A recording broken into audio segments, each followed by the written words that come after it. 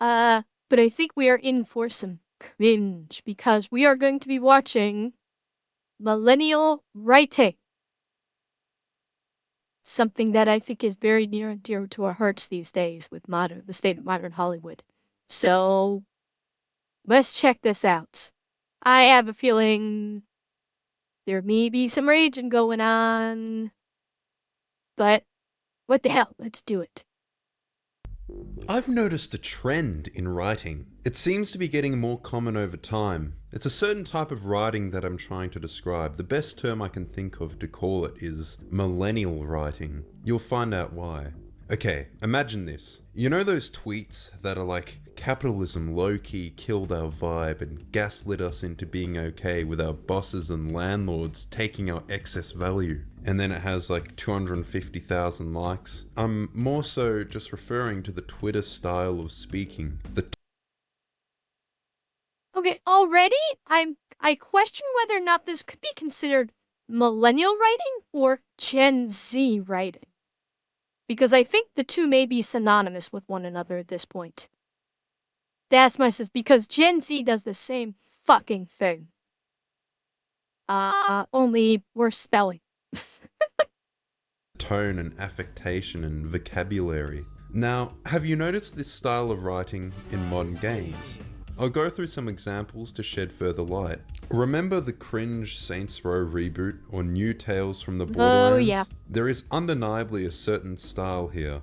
By the way, I'm using footage with credit from YouTube for these. All within fair use. Because, I'm sorry, but why on earth would I want to play these games? Why would you expect or even want anybody to play these games? Say what you will about Telltale movie games, Tales from the Borderlands was a very well written game, with well wrought and interesting characters. It'd be reasonable to be excited for the follow up to that on the basis of your enjoyment of the previous one. What you may forget is that this game isn't made by Telltale, it's Gearbox, who made Borderlands 3. Borderlands 3 is an excellent example of this style as well. In fact, the gradual collapsing quality of Borderlands writing maps onto this trend really well. Borderlands 3 had excessive pop culture references, like a mission where you need to get the big suck. I can just imagine the millennial writers sitting. I remember seeing Angry Joe's review of Borderlands 3 and oh my god, the dialogue was just completely cringeworthy. Like, I'm guessing Joe probably spent his entire playthrough just cringing at the NPC dialogue the entire time, because it was really fucking bad. And the big bads in it were like the big bads in it like sucked. You know, when you're coming off of Handsome Jack, the twins in Borderlands 3 were just pathetic from what I heard. So yeah. I mean, writing is what is killing entertainment these days. You mean Taisawa decided to go full Gen Z? Back in their room chuckling at that, a wry grin on their face for the new level of comedy they just unlocked. The main villains being streamers. It doesn't even say anything, it just has them as streamer cult leaders. Like, ooh, streamers are cult leaders. How so? At least have some sort of evidence of that or present a critique. None of the characters are really built up and there are no rewarding arcs. It's like the writers are entitled. They just expect that we care about these characters. The moments in the game don't carry any weight or impact. Yeah, Heckle, I mean, Tina, in the second one, I heard that she kind of lost a lot of, like, the rating was not done well for her after Borderlands 2. But yeah, Borderlands 2, I heard that, like, Tina was, like, the best character. And yes, Taiso, we are.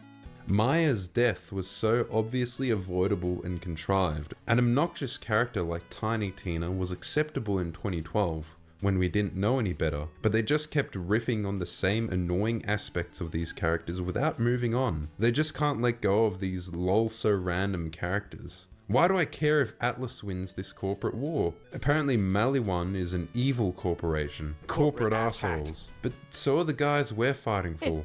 And the game just presents it as good and evil. They naturally cap it off with a girl power ending, despite how poorly Eh. they resolved the conflict between Ava and Lilith, you know, the protagonists of the story, and the brain dead reveal of Tanis being a super powerful secret siren this whole time. And whenever they talk, they're always super verbose. They just keep talking and talking for far longer than is necessary. And if you have no clue what I'm talking about, Eh. don't worry.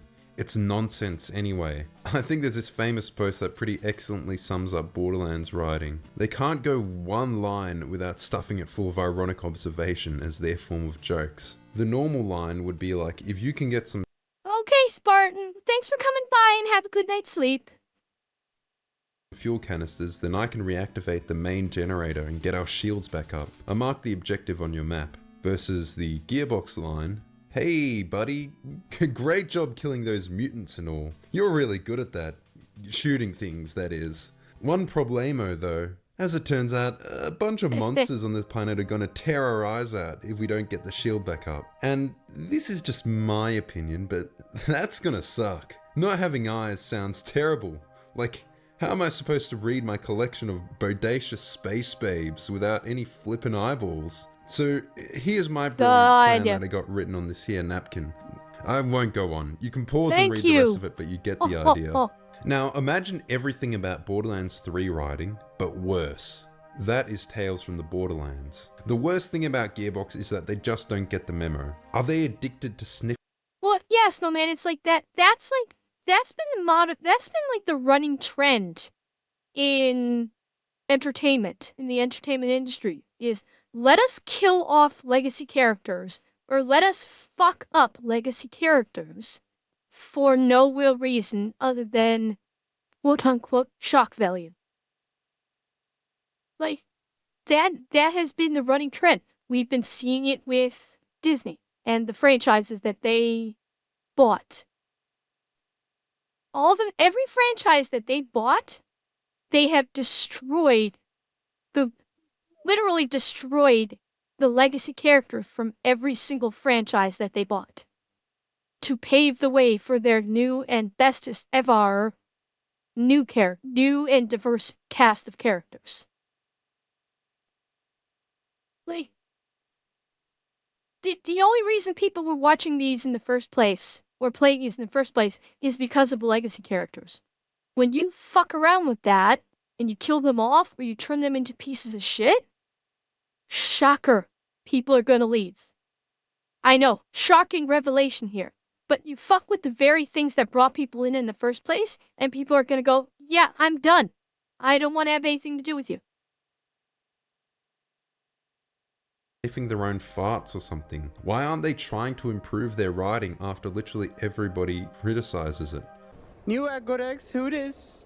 They assassinate the character of Reese. In fact, he's basically a different character entirely to the one from Tales. Now he's the corporate arsehole, basically taking on the exact same role as his enemy in Tales. In Borderlands 3, there was some gag about how his favorite frozen yogurt place got destroyed. Well, that's it. Say goodbye to your favorite Frogurt stand. Not friends, Frogurts, anything but friends, Frogurts. I mean, they give you that. Oh, I can just imagine it. Some 30-something with an English degree paid for by their parents whose greatest trauma, besides getting trolled on Twitter, is their favourite food place which they would visit in between sessions of making PowerPoints in their Mac shutting down. And they brought that trauma into the game. Now apparently they thought this frozen yogurt gag was so funny that they had to revive it for the next game as the basis for one of the characters, as if it was some beloved gag. So this Frogurt place is on Promethea, a fictional planet that looks remarkably like San Francisco, and of course it's very diverse, or rather it reflects the demographics of San Francisco. If the point of representation is to introduce new and different viewpoints, then this is achieving the exact opposite of that. It feels like these stories only represent The fucking side haircut thing for the black character. We've seen videos about this, how like they're taking every fucking black character and giving them this side wave haircut. Every fucking one of them. God. Wait, get a new shtick already. This is getting so fucking tired. Like, Killmonger made it popular in Black Panther. Well, they're still presenting it in all their shit. Like Killmonger, because he was a popular character from Black Panther, he was the first big character that really resonated with fans, and he had his haircut like that. He was probably, I think, the first one, or the first really popular one, and because he was popular, the entire entertainment industry said, hey, that's a popular haircut. We're gonna put every black character with that haircut. And it's like, what the fuck? It's like, okay, now you're just proving you have zero imagination. And now we know what we can expect from the story. And exactly, Tysel, it's now become a red flag. The experiences of young, wealthy, inner-city tech people from the coastal cities of America, an extremely small niche. Bakul, I hate to tell you this, but I would not put any faith in the Borderlands movie. The trailer looked dumb as fuck, even for Borderlands, and I would not put any faith in it. And honestly, I'm not sure Jack Black will do. I'm not sure how effective Jack Black will be with voice trap. Oh yeah, that's a long time, Mickey. Twitter addicts. Hey, Papa Girardi! I can smell your space calzones from here! Ah, thanks! I need a new name for them! Might also need to stop doing that problematic accent! Yeah, I know. A lot of the references Problematic. This is fucking Borderlands. Everybody is crazy. Nobody gives a fuck about quote unquote problematic accents. Fuck me and these gender studies graduate writing for video games. and lingo just feel out of touch. Miss Johnson! Did you get a cybernetic leg? That thing's straight fire. Like they're trying to be younger than they actually are. A lot of the language feels like 5 years out of date. And there's a certain character design. The shaved on one side and long hair swept on the other. The brightly coloured hair. It's extremely common. There are also adult characters who speak like children, or just generally speak in a really condescending. Well, I mean, Yard Dog, they're like getting the inspiration for their dialogue literally from X and Reddit. That's where they're getting the inspiration from the dialogue. That's why it's so fucking pathetic. Or patronizing tone. While I examine this unimaginably complex and priceless alien artifact, you may wait outside and steal anything not nailed down. There was the new Saints Row reboot as well. We knew it was going to be terrible before launch, and we weren't surprised at all. They made the main characters into a bunch of broke college kids, and they're all dealing with student debt and rent and complaining about capitalism. They try to borrow some internet lingo like wage slave. They're super verbose. They do not stop haranguing the player with dialogue, and they use expletives like they're meant to be edgy, or they're just funny on their own. Goddamn fucking shitballs on a stick with a side order of mother-loving, shit-smothered, piss-covered ass crack! It's like they get a kick out of swearing for no reason. Also, it's super funny that characters are talking about their car. Notice the hair.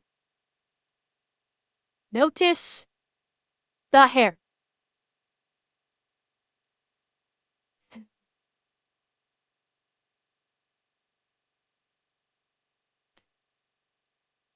Fuck. Carbon footprint. Your carbon footprint always matters. So relatable, am I right, fellow millennials? People talk about that on Twitter, right? They really do talk about capitalism a lot. They don't really say much about it though. They just say the word and we're supposed to think, I don't even know, like, wow, you're really culturally aware. I've told you before, the idols are trying to build a post-capitalist society where money is not a concept. The original series started as a GTA clone and got progressively more wacky and outlandish. The humor was extremely crass. It recognized the absurdity and cranked it up as high as possible. It was self-aware before self-aware humor became really... Yeah, I mean, Saints Row, I didn't play, I played only, what was it, Saints Row 5? Where it just went batshit insane with the alien abduction. I think that was Saints Row 5. Like, that was batshit fucking crazy, and it was awesome. It was 4. Okay, 4. It was fucking awesome. I fucking loved that game, and I even bought the DLC for it because it was so fucking awesome. So it wasn't. Yeah, so I was thinking of the DLC on that. Okay. Yeah, I mean that's like I did not play any of the previous Saints Row games, but I heard that they were like they started off like serious and it was like gang turf wars and stuff, and then as the series progressed, they became more and more wacky until Saints Row 4 just went fucking like insane. Like stupidly insane, and it was hilarious. And not to mention the music when it was like the music choices that they made were great. But I mean, it was great. I loved it. Yeah, that's what made it great is it went so crazily off the rails. And the dialogue and the voice acting worked so well. It worked so damn well. Oh yeah. Oh yeah. Yep, Ace, that's what Tysell was talking about. Yep. Really tired. They certainly did make pop culture references, but like Borderlands, this style of humor was more apt in 2012. It feels like they haven't really grown since then. They've had to tone down a lot of the most vulgar elements of the humor from previous games, which just doesn't work because vulgarity was the core of the humor in them. And again we see the same character design, the Skrillex cut, the dyed hair. You see it in so many games, it's like they're reading from the same guidebook. Yeah, and this guy too. The typical freaking wannabe Chad with the shaved sides and then the little flip up feathering on the front. Like this is another one that's been so overly used for the Chad types. It's like it's literally copy paste, copy paste, copy paste. And it has been for years. Now, something that feels similar, but is harder to place my finger on, is the new Wolfenstein games. The New Order was alright. Wolfenstein 2 started to introduce some weirdness, like throwing their fetishes into the game, but Youngblood is where the failure of the writing becomes really apparent. It's centered around these quirky twins who get up to silly antics in between bouts of killing people. It's strange how frivolous it is with violence. Of course that certainly isn't a new thing, but in this game, the main characters seem to delight in it. That also isn't the weird part. It's that they delight in this violence and there is nothing really wrong with it. They're not anti-heroes, they're just regular old protagonists. And it's just silly and fun. It's strangely flippant. I mean, the New Order wasn't like that. It did have over-the-top violence, but BJ Blazkowicz was motivated by a righteous fury and rage. He never really reveled in killing or celebrated it. There's also the loud equals funny yelling. Some of the new Wolfenstein writing just feels like the writers had some issues of their own to work on.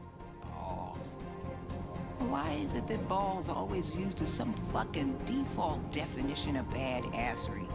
It feels like they wanted to make a political statement that they just weren't equipped to make. High on Life is another super obvious example. It has all of the same hallmarks, overly verbose characters, unnecessary swearing as if it was funny on its own. I mean, I like Michael Cusack. Damo and Darren at the train station is one of the most quoted videos here in Australia. But man, the knifey character didn't work. They had a cameo from Psychic Pebbles as well, who is usually absolutely hilarious. But in this game, I don't think the bit really worked. I noticed there's a certain vocabulary as well. It wouldn't be unusual to hear words such as weird or shitty. And it is weird that the dude who, well, you know what he did, is calling anyone shitty. This kind of dialogue is really common. I feel like High on Life could have done with an editor. Somebody to cut like 90% of the dialogue, only leaving the best stuff in. As of right now, it seems like they believe... Well, it's like, when it comes to like the swearing in modern games, with this like millennial Gen Z writing, it feels like you're giving the writing reins to someone who has suddenly, as of yesterday, has suddenly been allowed by mommy and daddy to swear as much as they want. So now you're just like, I'm gonna say every swear word because I'm a big boy or I'm a big girl now and I can swear as much as I want, so I'm just gonna swear up a storm. Like, that's what it feels like. It feels childish. It feels absolutely childish. And that's one reason why this shit doesn't work. Is because if you're just gonna have these characters do go diarrhea of the mouth with swear words just because suddenly you can do it, it doesn't work. There needs to be a purpose. There needs to be context. That's what makes it work. Swearing is supposed to be an emphasis. You swear because you are trying to be emphatic about something. That's the purpose behind it. It is not replacing conversational words. And what these millennial writers are doing is they're trying to literally replace conversational words with curse words. They're like trying to create a new swear language, it seems like. Big shock, it doesn't work. Believe that annoying equals funny, similarly to loud equals funny. Destiny 2 seems to have taken on some of this writing as well. Anna Bray is starting to sound like a Borderlands character. My security frames are overrun! Is another example of your over-promise, under-deliver attitude? Huh.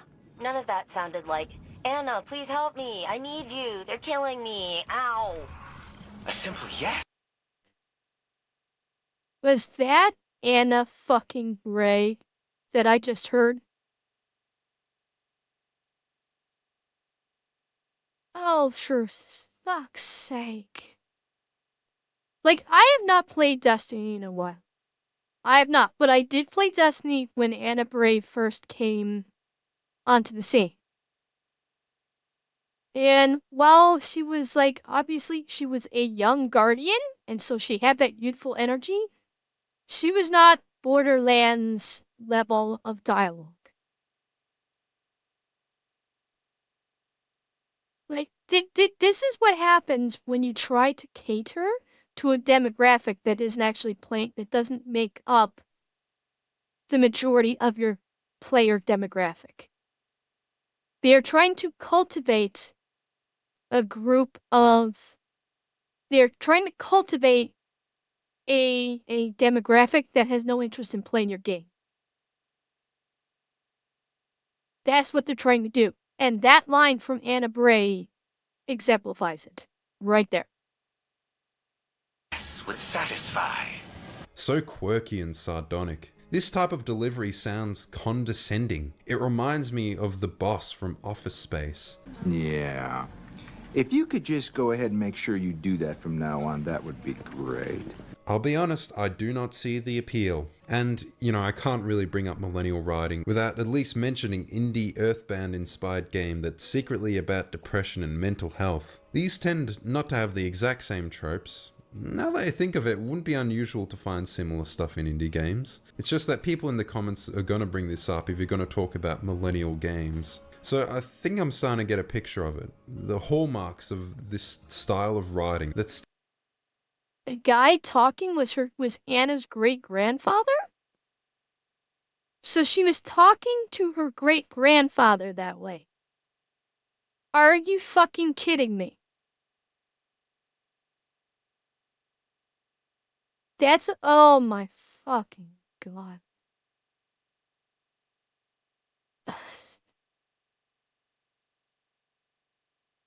Why? Just why? This is like that new Time Bandits movie that's coming out that we saw the trailer for. Everything's gotta be quirky. Every other fucking line of dialogue has to be a joke. Like, fucking stop it.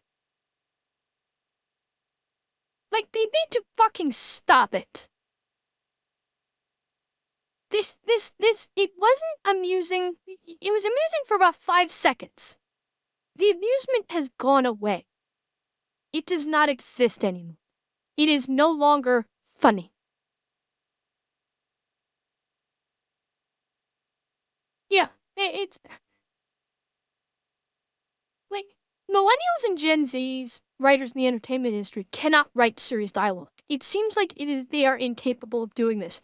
Everything has got to be like, okay, I'm going to say something serious and then immediately take it away with a joke. Nobody wants that anymore. Like, it had its 5 minutes of fame, and that 5 minutes passed a very long time ago. Yeah, Eggy, I was wondering about that, because that didn't sound like her voice from the Warmind DLC. I was wondering about that. Stick out to me from these and many more examples. The aforementioned vocabulary. Shitty, weird, gross, icky, yucky, yikes. My dude, my guy, y'all, and of course, decent human being. Another millennial phrase I tend to hear is, the bar is on the floor. It's funny how a lot of these phrases are kind of childish. I'm not sure whether they're trying to be condescending and infantilizing to others, or whether they are themselves infantilized. They so often sound passive-aggressive. Another millennial phrase that annoys me is do better or be better. Again, Oh, I fucking hate when people use that. The bar one, like that one, I've heard it, but I don't think in the context he's talking about. The only time I've heard the bar is on the floor is when, lately, the only time I've heard it is when movie critics on YouTube have been discussing basically every Disney property, every Disney franchise these days. They'll say, like, at this point, the bar is on the floor because the bar is so low onto how to make a decent product. Yeah, Altori, me neither, and I feel very good about this. But yeah, the do better or be better, I fucking hate that expression because it's been so overly used. So overly used, and it's pretentious as fuck. Do better or be better is so fucking pretentious. Whenever someone says that, immediately you know that they're saying, without actually saying it, I'm better than you. Anytime if somebody says do better or be better, that is like Gen Z millennial code for I'm better than you. And it's like the fuck you are. Like, don't even try pulling that bullshit on me, because you're gonna be in for a very rude awakening about 5 seconds later. As chat, you know me. I don't give a fuck. And I don't do social stuff great as is. I don't have any problem speaking my fucking mind. Mia, I haven't heard it I've heard it said in serious ways. I mean, it honestly, I think, I'm not 100% sure. I think it came into pop culture with with the Falcon and Winter Soldier. I think that's what brought it into the zeitgeist. That is what brought it into pop culture, and I think it really supercharged its use. Thank you, Taiso Commoner. Thank you. Yeah, the Falcon and the Winter Soldier, I think, is what supercharged its use. It probably was used before then, but you didn't hear about it often. But after that one fucking scene in Captain America and the Winter Soldier, everyone started using it. Either in seriousness or mocking the whole concept. But that's when it started really getting used, I think. In at least as far as I can tell. That's when it got supercharged in its use. Again, talking down to you. It's insanely condescending. It just seems like a failure to grow up. A lot of the humor seems like it's from the people who've struggled to grow up since 2012. It seems like they're emotionally stunted. And this is probably just me reading into it, and I see a lot of crossover with there being emotional. Well, Mia, are you sure you're not confusing do better or be better with get good? Because that's what people usually use with that's what people usually say with games is they use get good. Are you sure you're not confusing the two?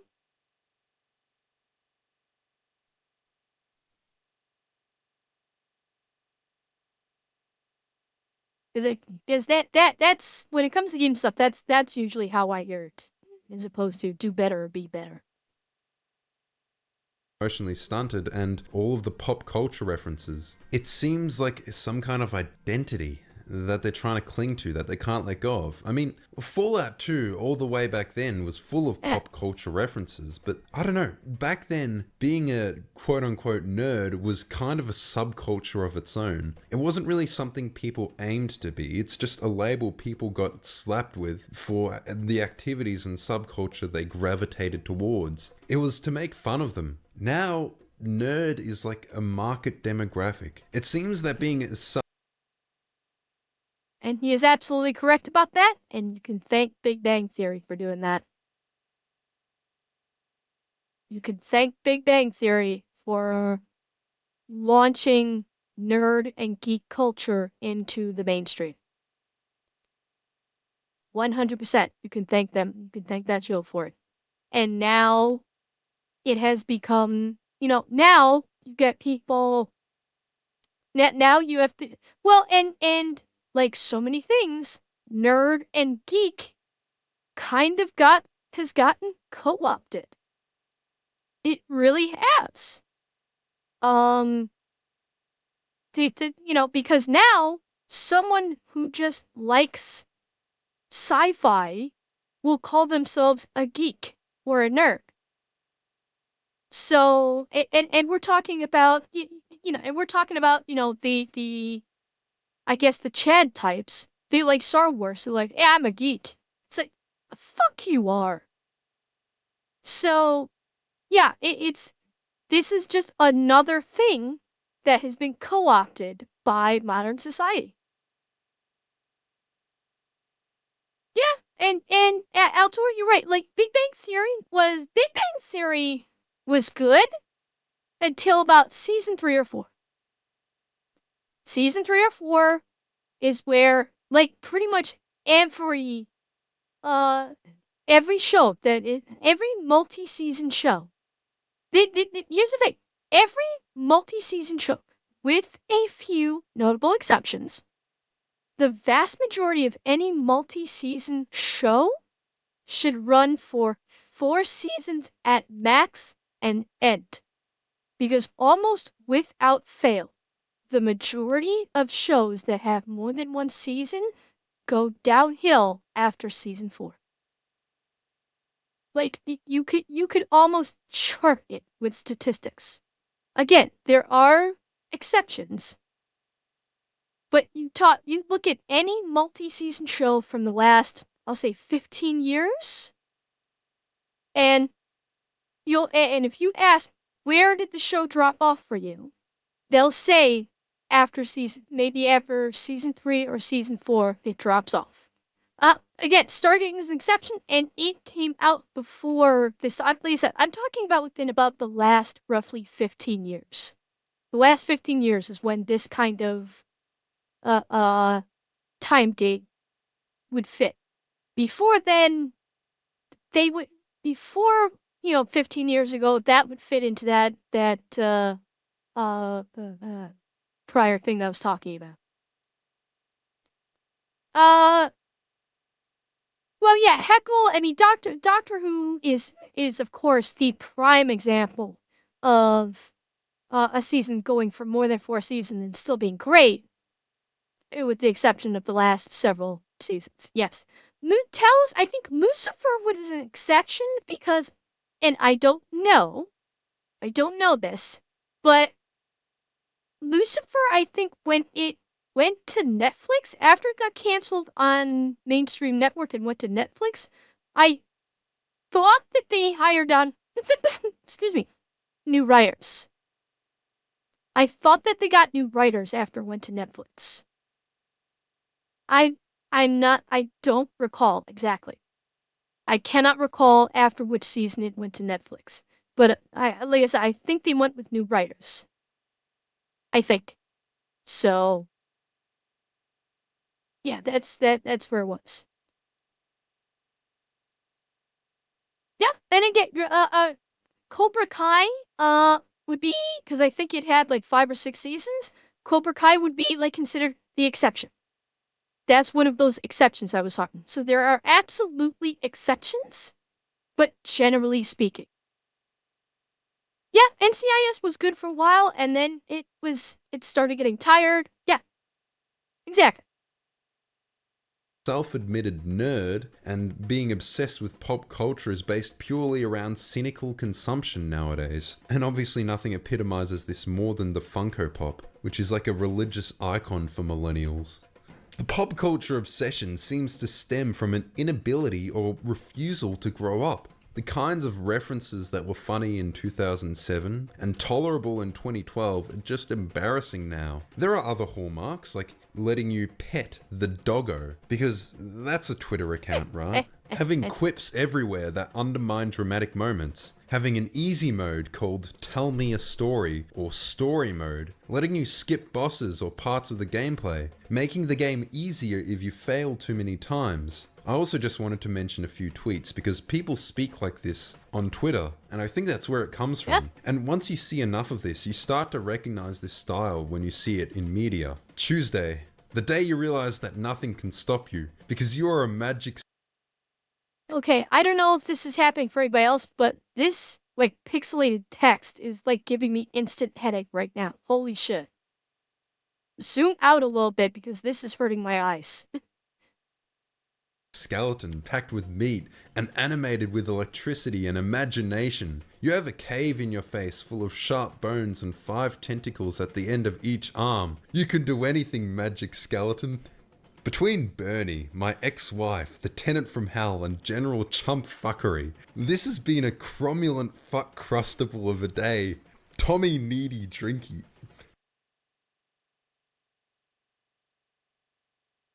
Fucking really? Fucking really? Well, they snorted the Twitter crack. Obviously. Like, this is what happens when you have people whose only outlet is a social media platform with a very finite character limit. Their brains essentially rewire themselves to just these bite-sized things. Like Twitter and TikTok has effectively rewired people's brains to express themselves in extremely short form content. Like if I was gonna be like, obviously I can get sometimes pretty long-winded. Hence why, you know, if I react to a 20-minute video, it could end up turning into 50 minutes or an hour long. I can get a little long-winded. I know this. But that's because I don't go on Twitter. So my brain is not wired for short-form content. I actually will express myself. Yeah, Aki, it basically, this short-form content bullshit is the epitome of brain rot. It is. And you know, platforms like Twitter and TikTok are changing society, like are changing the way people at least heavy use users of these platforms. It's kind of like rewiring their brain, so they are now thinking in short form content versus thinking in normal thinking in normal wavelengths and speech patterns. And that's it, and so of course this translates into script writing for games and for Hollywood entertainment, because that's the only way they can think now. And they think, well, this is perfectly normal, and that's why we're getting what we're getting, because they're kicking up the old guard and they're like, we gotta cultivate the how do you do, fellow kids. And so they're gonna pull in the fellow kids to be their writers, and these kids can't think in normal sentence structure with normal vocabulary. It's like they're incapable of doing it now, which is really fucking scary, because it's not getting any better. It's not. Kanye is a teeny weeny little baby bitch muffin. What you'll notice is the playground insults mixed with swearing, and they're talking in a baby language, like with these invented words that they just came up with. Beyond that, there's all the references to student debt. Becky? Possibly. I wouldn't necessarily call it literacy being an issue, because, well, yes, we have seen plenty of evidence that literacy is a problem. This particular issue that we're talking about, I don't feel like it's a literacy issue, because they are using properly spelled out words. It's just the manner in which they are compiling their sentence structure is, as you were saying in the video, very infantile, but what I would probably consider short form. And so I wouldn't necessarily categorize it as a literacy issue per se. It may be a component of it, but I don't think the overall issue is a literacy issue.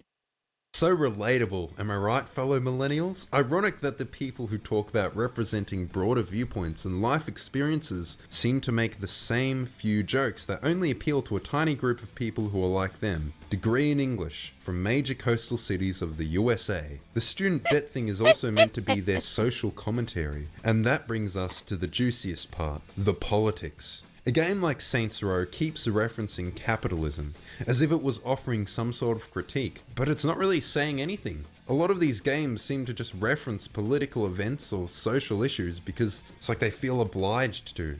They do these political things, not because they have anything to say, but because they think they have to say something.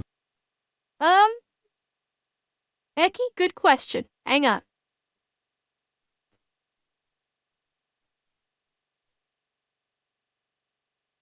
Millennials are people that were born between 1981 and 1996. That is what is considered millennials, which is why I said I don't necessarily think this is millennials. I think this is Gen Z. That's why I said at the very beginning, I don't ascribe this to millennials. I ascribe it to Gen Z, not millennials. This is absolutely Gen Z. Because millennials, I'm guessing a lot of you in chat are probably in the millennial ranks. So it's probably, I would say it would be the tail end of millennial and a very, very healthy dose of Gen Z.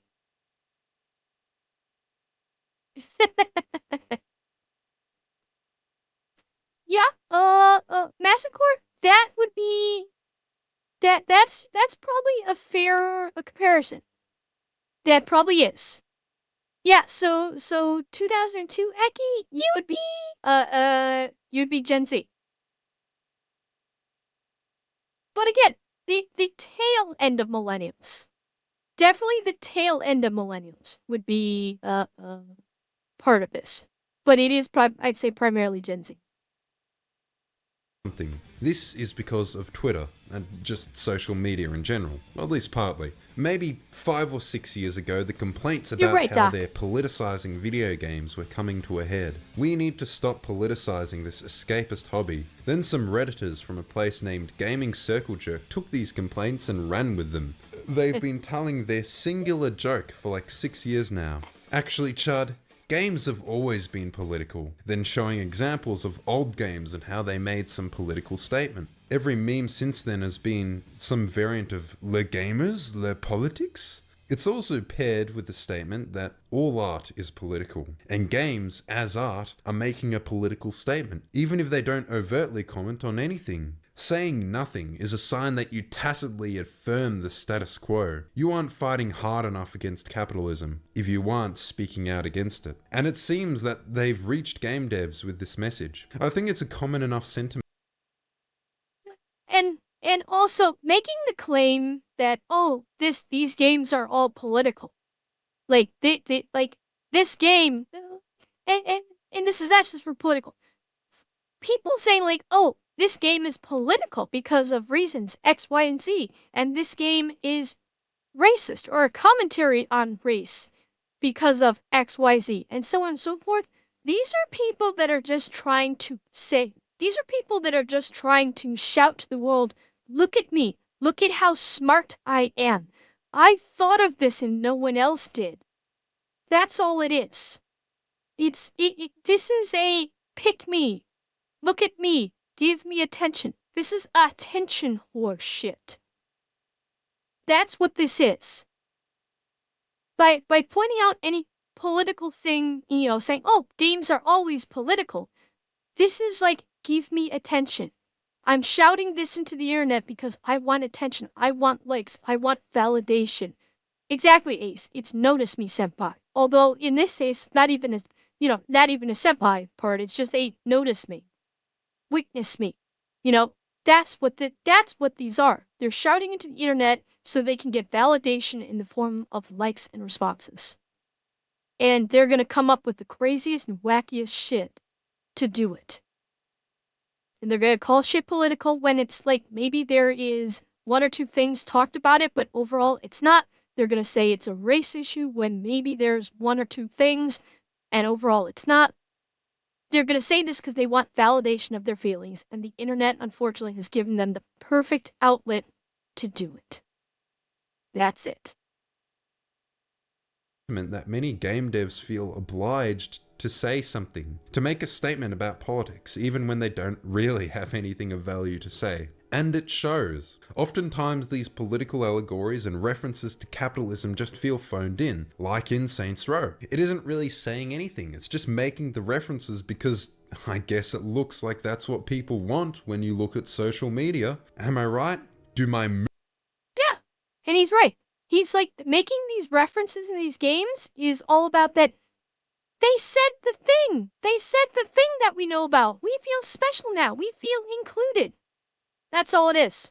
It's that, it's that Leonardo DiCaprio moments in Once Upon a Time in Hollywood, where he's like snapping his fingers, whistling, and pointing up the screen when his when it's he's showing up on the screen. It's the I understood that reference. Me. That's it. That's all it is. Moots on the Bird app agree with this? We talk about this all the time. Same with Borderlands. It's maybe trying to make a statement about evil corporations. Corporate asshat. But you fight for corporations the whole time. And I just want to take a moment to compare the capital P politics in games versus how... Yeah, about, yeah. What about Anna Bray? I clapped when I saw the speeder. I've never heard that fan reference, honestly.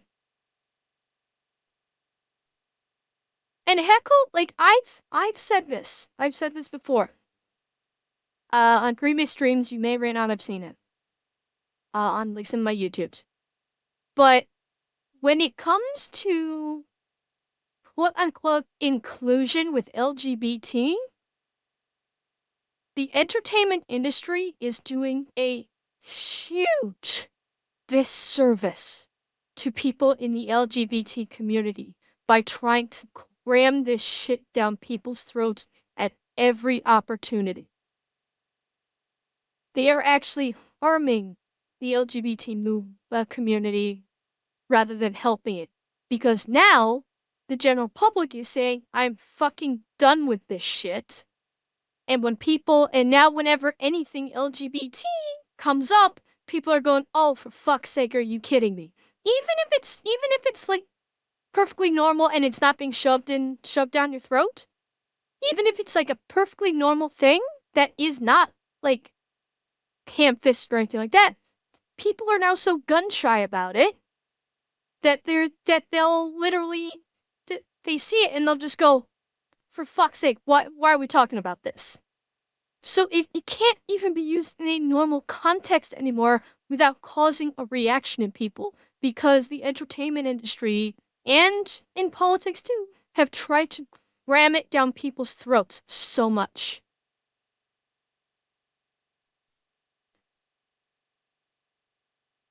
Oh, Massacre, do not get me started on people that use autism as an excuse.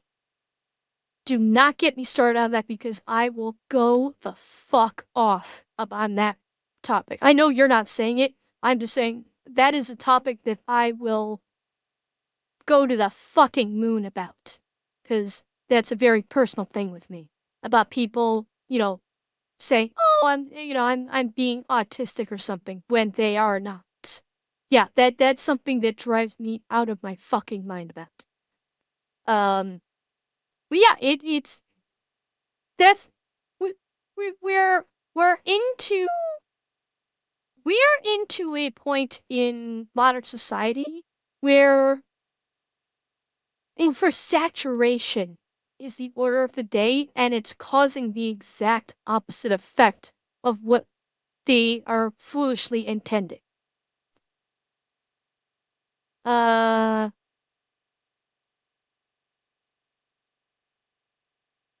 Yeah, it's yeah, it's okay. I'm gonna stop. We're gonna continue here because I will go on a rampage otherwise. Old games would present political issues.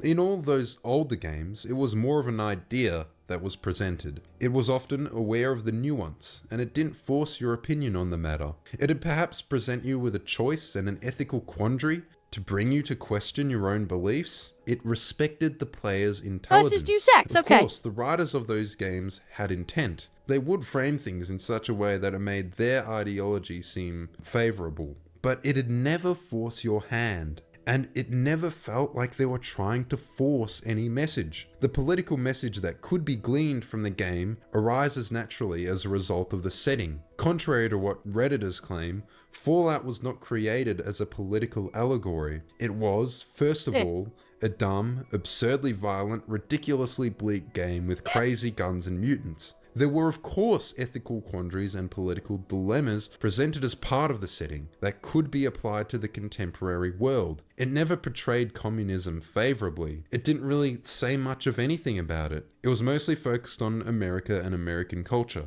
and any of the critiques rose out of that setting. Now compare it to the politics in current games. It often feels like a cynical reference to current thing. It's often things which do not suit the setting. It never explores any ideas in depth. It simply tells you things, rather than presenting something and allowing you to think about it. I think that's the crux of it. It's about respecting the player's intelligence. Allowing...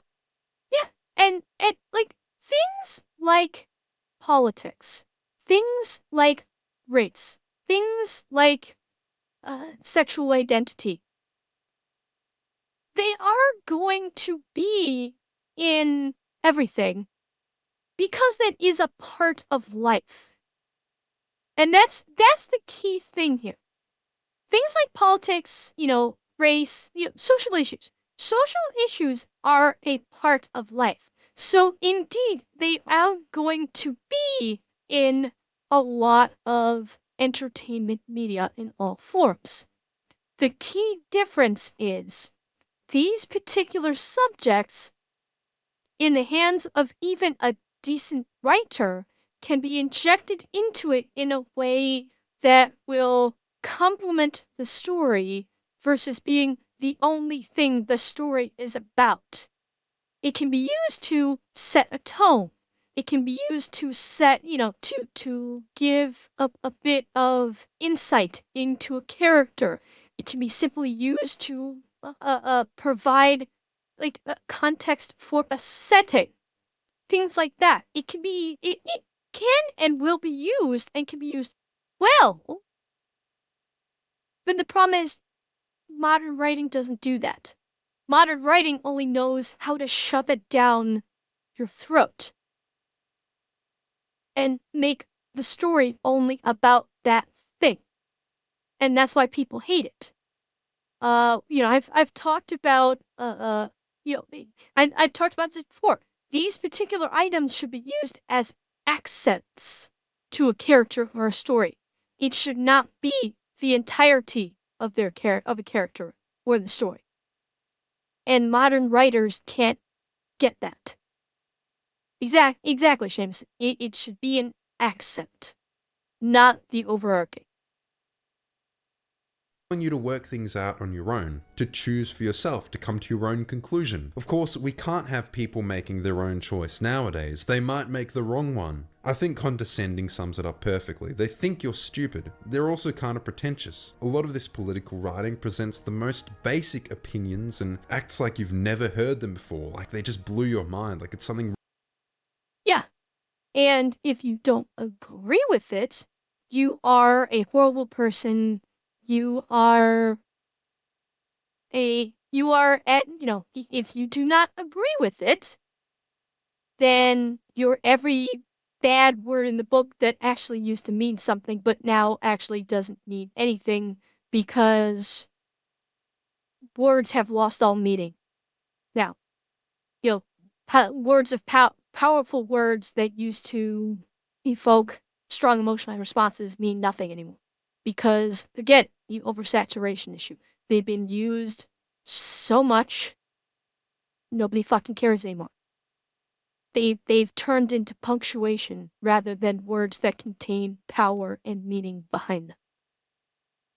Revolutionary. Now, why did millennial writing rise in the first place? I legitimately think it is Twitter. Look, for a business's continued survival, it needs to adapt constantly. When you stop growing, you start dying. So you need to look at current trends. What is an easy way to see current trends? Why, the way everyone communicates, social media. I think that writers, devs, and producers are getting their idea of what constitutes current trends from Twitter, which I think is really misguided for the simple fact that Twitter does not represent broader society. It is being kind. It's not misguided, it's fucking stupid. Twitter showcases the worst of humanity. Why in the fuck would you take inspiration as a company from Twitter? And not inspiration in the form of let us do the opposite. Like, if you are taking your inspiration from Twitter, you deserve to fail. Twitter it can be a means of getting a bit of a feeling about it, a bit of a feeling about the zeitgeist, but it cannot be your only source. It cannot be your only source because you are getting a very one-sided source. You're not getting an overall picture. That's like basically, putting on a pair of glasses, but the only lens part is this tiny little pinprick in one corner. That's what viewing Twitter is like when it comes to looking at society as a whole. You're getting one very small part of society that you're seeing, and you're not seeing all the rest of it.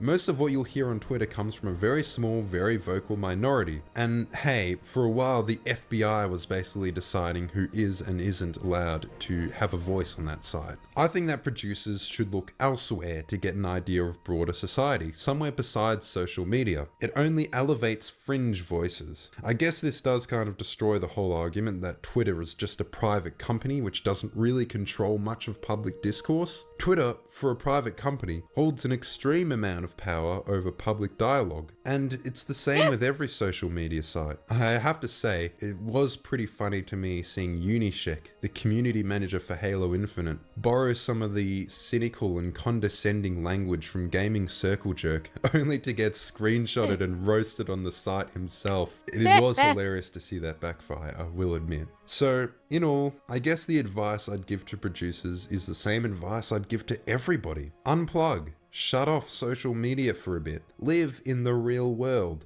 And don't be so condescending. And get to the point. Please subscribe. Thank you all so very much for watching. And goodbye. You can do anything, Magic Skeleton. Which is like a religious icon for millennials. The pop...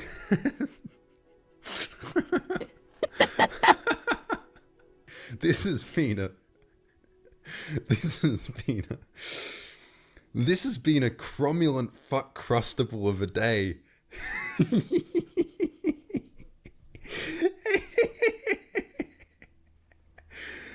Tommy Needy Drinky.